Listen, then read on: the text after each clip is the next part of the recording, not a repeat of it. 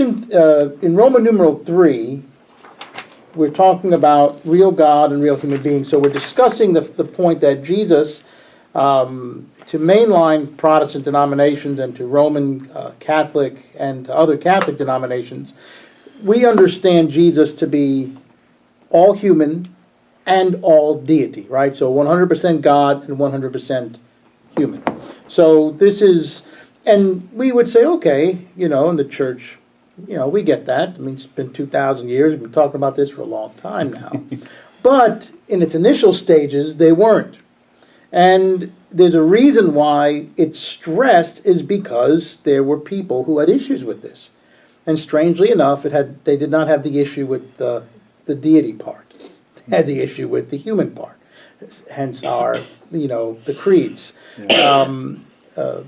Jesus was born of a virgin. They were not, they didn't put that in there to assert the fact that Mary was a virgin. They put that in there to assert that he was born of a woman, of a human. Right. That was in there because, they're combating heresies that said that Jesus only appeared to be a human. So when we think about this section, keep this in mind that these are some of the things that were going on. So last week we talked about God with us. It actually happened, dating by big man history, right? So important figures, important historical figures. So, and I'm not even just talking about biblical figures. I'm talking about historical figures, right? So we're talking about people like Caesar Augustus, right?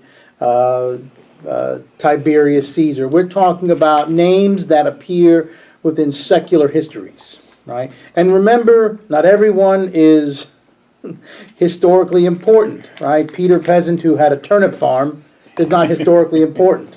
He's not, unless Peter Peasant, the turnip farmer, grew up and had a turnip empire. Yeah. We don't remember Peter Peasant, the turnip farmer. Yeah. And I'm not saying that Peter Peasant, the turnip farmer, wasn't important within his own right. He was, in his own circles. But not when we study history, right? So when we would talk about terms like big man history, it is individuals, both men and women, who did something historically important that have made our history books that help us date. Right? And so remember, we cannot find a pinpoint date, right? You can't say, well, Jesus was born on June the 1st, between, 1105 and 1230. We can't do that. But we can create windows, right? That'll give us like a pocket of years that we can say. He probably was born between, I think the best we have right now is 6 and 2 BC. Right, that's the window that we can look at and say he was born somewhere between then. Geographical history, right? We understand that some of these ancient cities, we know where they are today. Some of these ancient cities still exist today, right? Damascus, Rome, Jerusalem. I mean, these places have never disappeared. Cana. Yeah, Cana. I mean, Lebanon. I mean, these places still exist, and some of their names have just changed just a little bit, right? From Joppa to Jaffa. Yeah, I mean, so, we can figure out, okay, this is the same city, but the name changes a bit. So geographical history is important. Biblical and secular history also intersect, right? We do have enough secular references that let us know that Jesus of Nazareth existed. Even if we weren't Christians, even if we didn't go to church, we can look at some of these historical records, and the Romans have discussed, there are very few, but they're there, references of Pilate crucifying a guy named Chrestus. And you can see where it's close enough, but you have more references of Christians and the problem of what to do with these Christians within the Roman Empire. So we have that stuff in there. So that's the first piece. God with us, it happened, right? Big man history, geographic history, and biblical and secular history, how they intersect.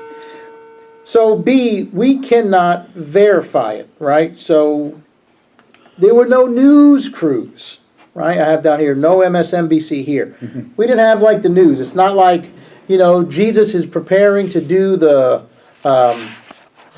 sharing of the loaves and the fishes and, out comes, CNN and catches it on film. We don't have anything like that. There's no kid with their, there's no kid doing this and posting it on YouTube, hey, Barry, check this out. Look what I just saw, and it's got 50 billion likes already. That stuff didn't exist, right? Remember, we have prejudiced sources, the followers. They obviously believe their writings, and the writings are biased. I mean, it is what it is. And so we must, also take that in consideration. But the prejudiced sources are also there. The secular, good morning. So we have the secular sources. They're there as well. And they're biased. They don't like him. Or they make mention to him, right? But, this is not something that we can go back and verify other than the sources that we have, right? So the Bible and a handful of secular sources, right? And yet real nevertheless, right? It's a real world of flesh and blood. We're not talking about some fairy tale world. We're talking about the ancient Mediterranean world. It's a real world that had real people, right? We talk about a real government. You're talking about the Roman Empire that we know oodles about. This is not something... I nickel Patty. Okay. So, we're talking about a real world, right? This is not just, it's not a parable. This is a real world that had real people that historically we know lots about. Lots and lots about. The darkness of John's gospel. What do I mean by the darkness of John's gospel? Why would we say that John's gospel has darkness in it? And it's not an insult. It's not what it is. What's the darkness in John's gospel? Isn't it, if you're not saved, you go to hell? Or? It's part of it. It's part of it. But the darkness is this. The darkness is the world without the light. Right. Good. Okay. And this darkness was real to these people.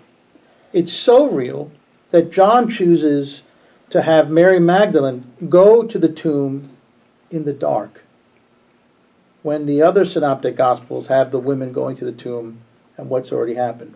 Sun's Sun's coming up. Right, yes, right, the sun's coming up. All three of them. It was like, one said it was twilight, the sun had already rose, and the other one it was like, it already was light. And yet John's gospel is and there is no mincing here. It was still dark. One is right, one is wrong. Yeah. If both are meant to be literally taken.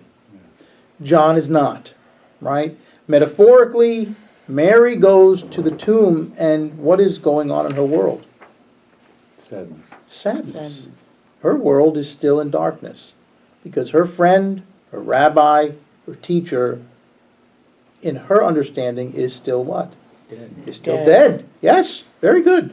So John's gospel talks about this darkness, right? It's before Jesus, right? The world is in darkness, and the world is, even when Christ is in the world, it's still this battle between light and darkness. And then when Jesus dies, it's like the world is tossed back into this darkness for a short period of time, right? So the darkness that we're speaking of here is this real feeling by his followers, right? That when he is gone for those 2.5 days, right, which is 3 days, they round up, it's dark for them, right? This is a real thing for these people. This is real, right? Something that didn't occur is not going to do this, right? I mean, now we read stories that impact us, most definitely. We watch TV shows and movies that I mean, I go back and, I mean, if I put on Little House on the Prairie now, I guarantee Charles will have me boo-hooing within a half hour. I mean, it just, Michael Landon had that way about him, right? But it's real for these people. And it's not half and half when we think about Jesus, right? It's not like, oh, Jesus is half God and half human, and these two halves, you put them together, and there's Jesus of Nazareth. It's not that either, right? And that's the logical way for us to look at it, right? Say, oh, he's half God, half man. Oh, two halves make a whole, right? Put them together, and that's Jesus. It's not that either, right?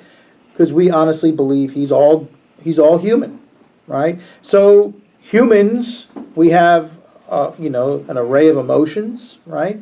Jesus felt pain. He felt joy. He cried. He laughed, right? He ate.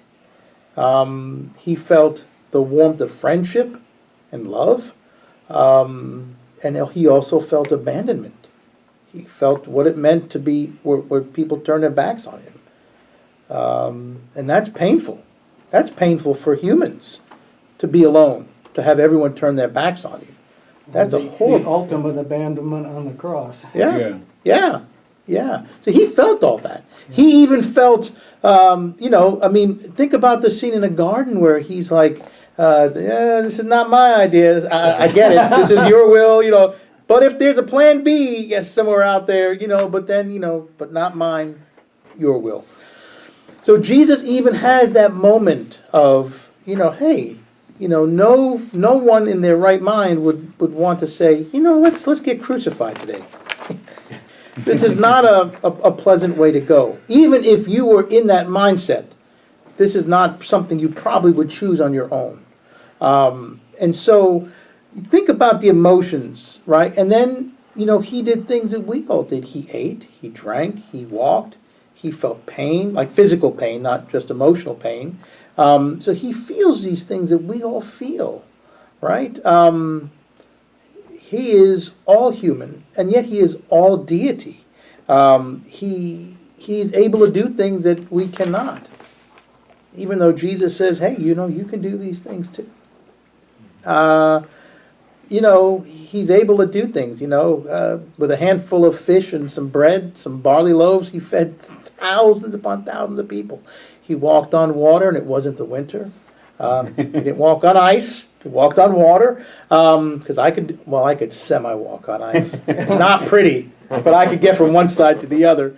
But, he did things that the average human does not do, right? So we must understand that he is all deity and all human, not just half and half. He doesn't have half of what it takes to be God or half of what it takes to be human, right? And one side is not greater than the other, right? The temptation, the ability for him to be tempted had to be there. Or else, what would be the big deal of him being tempted by Satan if he's like, I'm God. Shoot. No, because the human side that was weak, that was out in the wilderness for all those days, hungry, thirsty, that's a weakened human body, right? So that side is there, right? And then the final piece is, there's no explanation. I can't explain how it works. No one can. I can't tell you, biologically, so Hale can't get out a graph and a chart and say, well, this is how, the brain works. Because we just can't. There's no explanation of how it works. Thank you. Oh, my sermon. Thank you. Yeah. Are you going to preach it today? Yeah, I'll preach. Oh. I'm just kidding. Maybe one day. Hey, Sibyl, I'm going to meet trip in February. Ask God what the name is. Okay. What's the name? Of what? Missouri. The Oh, Missouri Branson? trip, Branson. Is Yeah, that where I'm- you're going? Okay, I know Branson. Yeah, that's where I'm going. Okay. Alright. She's not going to the casinos, I Alright. All right. So when we think about Jesus being all human and all deity, in the end, And like Guthrie does in many times, he says, we can tell you what it's not, and we can tell you what it is, but I can't explain it to you. I can't, because no one can. No one can explain how exactly it worked with the person of Jesus. All we know is that we believe by faith that it did. So, Jesus was a real human being, and the reason why we're talking about this so much is because there were a lot of people in the ancient world who just could not put their minds around this, that he truly was a real human being. So reading out of Guthrie on page 237, Christians most eager to defend the virgin birth often do so primarily in order to insist on the deity of Jesus. We will see presently that this is proper in itself. However, it can be done correctly only when we first understand how this doctrine preserves the real humanity of Jesus. Those who do not understand this invariably use the doctrine to support the very heresy it was used to defeat in the early church. We will first describe the heresy and then see how the doctrine of the virgin birth guards against it. So remember, and this is very weird, I didn't realize he was going in this direction, but so when we think about the virgin birth, especially as it was used in the creeds and confessions, it's not to defend his deity. It is to defend his humanness. Is that a word, humanness? Humanity. Humanity, yeah. So the first thing, and remember, what is the primary reasons for creeds and confessions? Push back against heresies. Yeah, to push back against heresy. They were written for a reason. It wasn't that one day someone sat around and said, you know what? I'm not published yet. I'm going to write a creed.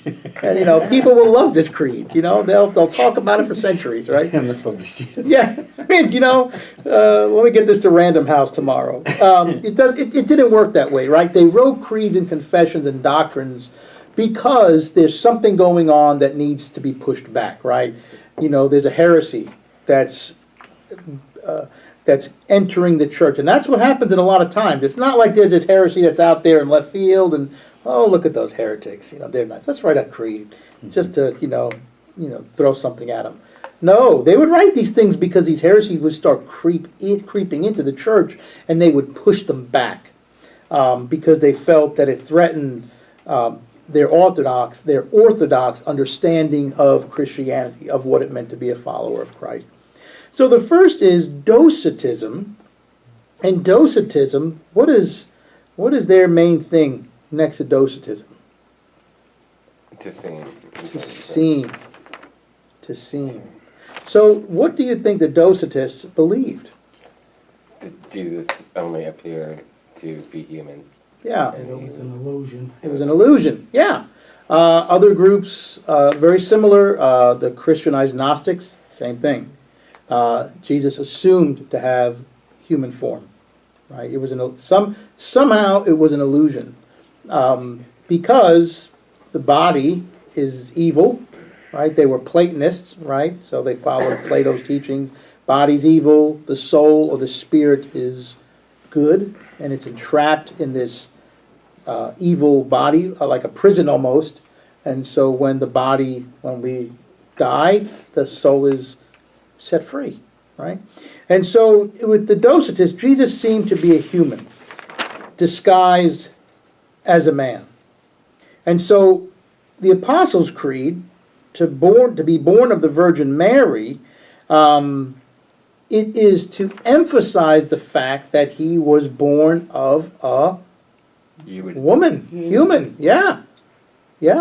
And so that point is emphasized, not to say it's not emphasizing the fact that she was a virgin. It's emphasizing the fact that he was born of Mary. And the point, it's interesting because Virgin and Mary, in the early church, Mary is what's being emphasized, and now nowadays it's Virgin that is more emphasized. So again, our worldview, our culture, what we're splicing over will get the emphasis. The birth narratives protect Jesus' humanity as well as his divinity, right? And so this is what the early church is using this for, because the early church is pushing back on these, what they would call heretics, because they don't believe that Jesus was a human, right? And this is a heresy to the early church, and it's a heresy to Orthodox Christianity. So we say, well, then you take away his humanity. So that would mean that Jesus only seemed to eat fish and bread. It would only seem that Jesus is nailed to a cross, right? It would only seem that Jesus died because he's not human. How could he die? So in the early church, people did not have an issue with Jesus being God. If they didn't think of him as the God, they looked at him as a God.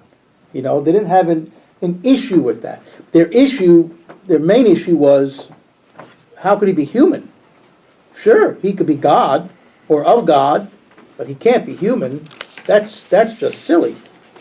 Now, what's the argument in the modern world or postmodern, right? He can't be God. Yeah, sure. Jesus of Nazareth lived. Sure. Yeah, he was a good guy. We liked his teachings. We liked how he stuck up for the marginalized. But we don't think he's God. Oh, why would we think he's God? So it's interesting how you see that it kind of flips. Yeah. Right? That if now a creed was written, the emphasis would be somewhere else if the creed was written to defend this portion. But it's interesting enough that it does, right? We use the Apostles' Creed now. I did a sermon series on the Apostles' Creed in Macon, and it was interesting because when we talked about this portion, how many people, their first thoughts are, the virgin, it's talking about the virgin birth. And you say, well, not really. Yes, it does, but that's not why it was written. This is not what is being emphasized here. It is the fact that Jesus is human and born of a woman. That is what is being emphasized. So that's the first piece. So Jesus as a real human being. The earlier creeds are written to push back on these heresies that no, Jesus really was a human. So let's look at some of these other pieces. Jesus was a Jew. There's no arguing that. He understood his law. He understood his culture. He had a lot of disagreeing, but he was definitely Jewish. He knew the Mosaic law back and front. In fact, he knew it so well that he was reinterpreting it all the time to the rabbis and teachers and scribes. Some liked it, a lot didn't like what he was saying, right? Every time you hear in the Gospels when Jesus says, "You have heard it said this, but I say this," he's reinterpreting the law. He's saying, look, you guys have been looking at it this way for so many years, but this is not what it was supposed to say or mean. This is what it was supposed to mean. Now, we do know some Pharisees and scribes did become Christians. I mean, we know this. We know some by name, right? We know Nicodemus. We know the name of Joseph Arimathea. Paul, yeah. How could we forget Paul? Yes. And when you get to Acts, right, when you study the Acts of the Apostles, they're actually, it actually says, the word Pharisee, referring to the church, right? So there were Pharisees in the early church. So these are men who converted to Christianity. Or it's really weird, especially the early church. They don't really, it's not like it was a new religion. It's kind of like, as a rabbi once told me when I was in Columbus, Georgia, he said, it's really the first branch of Reformed Judaism. Because it really was, right? Jesus didn't come to create Start a religion. Christianity, he wanted to reform Judaism. Right, he wanted to reform Judaism, exactly. So when you have Pharisees who have now decided to follow the teachings of Jesus, and lots of Jews did this, right? They would follow the teachings of a rabbi. And in the Middle Ages, this gets big, right? People would follow prominent rabbis, right, as they did Jesus. And so those who followed Jesus would include Pharisees. It would include some scribes. It would include a large body of people who were disenfranchised. But he was Jewish, right? He was a Palestinian Jew. They were Arabic, right? They actually were, if you want to get technical about it, the ancient Jews were Chaldean, right? They were Babylonians, right? That's where Abraham came from, Ur of Chaldea, right? What would to become Babylon, right? So he was Jewish. Jesus was also a male. He starts out as a boy and he grows up to be a man, right?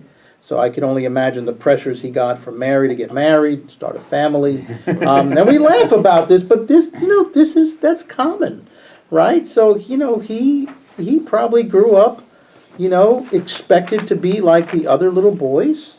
And as he grew up, he was probably expected to act like the other Jewish men, right? And so you can't escape that. Those pressures are there in every culture. I don't care where you live, what worldview you're in, there are these pressures to be what society wants you to be. So you can't ignore that point either, right? He was a male. And so that means that within his society, he had privileges that the Jewish women did not have, right? Now, it doesn't mean that he takes this and wields this as power, right? Because Jesus is empowering women a lot, right? As Mary sits at his feet, not his mom, Mary, the sister of Martha, right? Remember the scene where they're at Mary and Martha's house, and Martha's pulling out her hair, running place to place, cooking, serving, and she's going crazy, and every time she turns around and looks, where is Mary, her sister? She's sitting at Jesus' feet with all the men, listening, soaking it in. And Martha's like, Well, and it's not just because she wants Mary to help her, it's because the place at a sage or a rabbi's feet is reserved solely for what? Men. Men. This is bringing shame to their house until Jesus says, hey, it's okay. She is where she needs to be. Right? So even though Jesus does have this privilege of being a man within a society that is very patriarchal, women are allowed into this circle. Okay? But he was a male. Jesus experienced every human need and limitation. What are some needs that humans have? Food, water. Yeah. These are things that we often don't think about when we think about God, but yes, because Jesus has a human form, right? He's human. So when he goes out into the wilderness after he's baptized by John, imagine how weak our bodies would be for 40 days. Most of us wouldn't still be here. So he's weakened. He needs to feel love. He needs to feel human connection. We think about all the things that we need as humans. Shelter, right? Clothing, protection from the sun. These are all things that he needed just as we need because we have human bodies, right? So, and it limits him. It limits him. Can Jesus, and I'm talking about Jesus of Nazareth, can he be in Galilee and say, ooh, something's going on in Jerusalem. I should really be there right now at this point in time. Can't do it. Because why? He has to walk. Yeah, he's got to walk. He's got to take a caravan, right? He can't hop on the next Concorde and fly down to Jerusalem. And he cannot be in two places at once. The human body limits. He's limited by that. He's limited by that. And this is one of the things that, we can say that the Spirit is not limited to. Spirit's not limited by After he place and was time. resurrected, then Right. he was. Then he's able to do some pretty neat stuff. Walk through doors. Walk through locked doors, it's like, while you guys hiding, poop, I'm inside now. What are you doing? Yeah. Stop hiding, right? Yes, he's able to do things that he couldn't do before. And this is why initially they thought, he was a ghost. So, he's able to do things, but the human body limited him to what he could do and what he couldn't do. Like every other human being, Jesus was tempted to sin. He was. That's the whole trip out to the wilderness. That illustrates that. If he was not tempted, why would the devil even waste his time? But he is. He is able to be tempted because he is 100% human. Right? So he overcomes these temptations, but the ability to be tempted is there. It's there. Or else he wouldn't be human. Right? He wouldn't be human. Unlike every other human being, Jesus was without sin. So he was able to do what none of us have been able or will ever be able to do. He did it. He did it. I'm getting close, but Why did I figure you were going to say something? Right? So he had the ability, right? He had the ability to be tempted, and yet he did it. He walked the walk, and he talked the talk and walked the walk. Right? It's a term we hear, especially about sports stars. We're going to come out there and beat you, and some do, some don't. But Jesus did it. Jesus did it. And the last one, F. Jesus was a dangerous human being. Why do you think Guthrie has that down there, that Jesus was dangerous? And you kind of have to think outside the box here. I mean, Guthrie's obviously not saying, he was in alleys with, a switchblade. That's not what Guthrie's talking about. Why is that in there? He was questioning the established social order or Yeah. whatever. Right. Most definitely. That's extremely dangerous. If you're the ones who Might hold get you power. crucified. That's right. That's why it gets you crucified. That's right. Now, is he dangerous to the disenfranchised? Is he dangerous to the downtrodden, to the least of these? No, he becomes their hero. But to those people who have the power, to those people who hold the purse, that's who he's a danger to. And not just to the Jews, but he's a big danger to empire as well. He's a huge danger to empire building. He's a big danger to Caesar, right? Pilate didn't see it that way. Pilate is more this politician, he tries to let him go, but he knows his political career is pretty much already in the tubes because he's there to begin with. Romans didn't want to go to this region of the world. You got stuck here. It's kind of like you're in a post you don't want to be. So he's not on Caesar's A list to begin with. Now you got some issues going on down here. A lot of people are angry about this guy. Fine. But I'm washing my hands of this. This one's on you guys. And not really. I mean, he's the one who makes the final call. Without him, he would not have been crucified. But Jesus is a danger to the establishment. He's a danger to the Romans just as much as he is a danger to the Jews, the Palestinian Jews living within the region of Judea.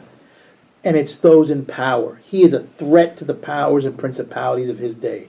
So in the beginning, the threat is simply, to the Jewish ruling authorities, religious authorities. But as things grow, then that threat now starts moving to Rome. And it doesn't take that long. It's Paul's converts who start moving to Rome. So the threat becomes real. And you're only talking about, maybe 30, 35, 40 years around there. And now the teachings of Jesus now threaten the foundations of one of the greatest empires that Europe has ever seen. So this is pretty big. So Jesus is a very dangerous human being in the sense that not only does he threaten these institutions, but they get in there. They change things.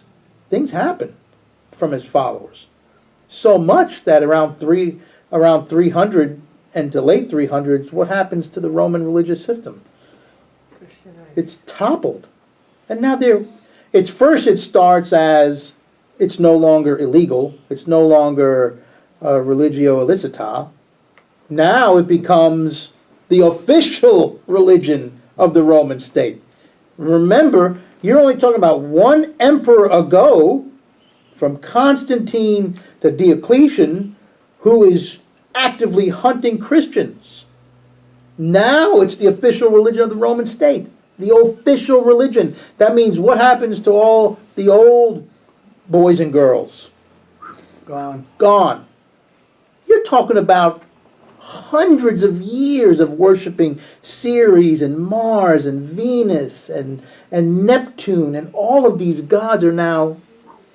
You're talking about the people that were called, they were the sons of Mars. Gone. All those buildings. All right, all those ancient temples are now being converted into what? Churches. Yes. And now what we have worshipped is now becoming mythology. Oh, that's what we used to worship back in the day. Right? So this is why Jesus was a dangerous human being. Because what he taught did damage to the powers and principalities. And in some areas it's this fear, but especially for the religious leaders, it's not just fear. I want to say it was, I can't remember if it was Reinhold or Richard Niebuhr, but they wrote in one of their books that Jesus, it's not that because he causes fear, it's the fact that he has no use for their systems. This is, no, it's not needed. Now imagine if you're a rabbi, a priest, a teacher, a scribe. This is your whole life. Imagine within your own careers. Imagine within your own lives if someone very powerful said, there's no need for this anymore. You're good. You're good. Find something else to do. Imagine. Yeah. Imagine how you would feel. Imagine how any of us would feel.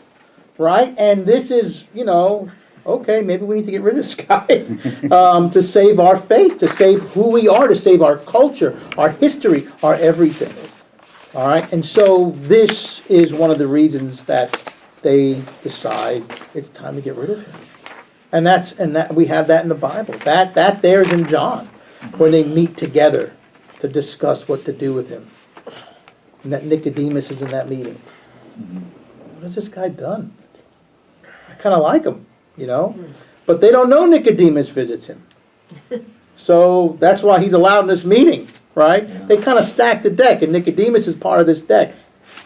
And he, you can almost see, you can almost picture it in your mind, what has he done? What has this guy done? And you can imagine them all turning and just, shut up, what do you mean? Keep quiet, Nicodemus.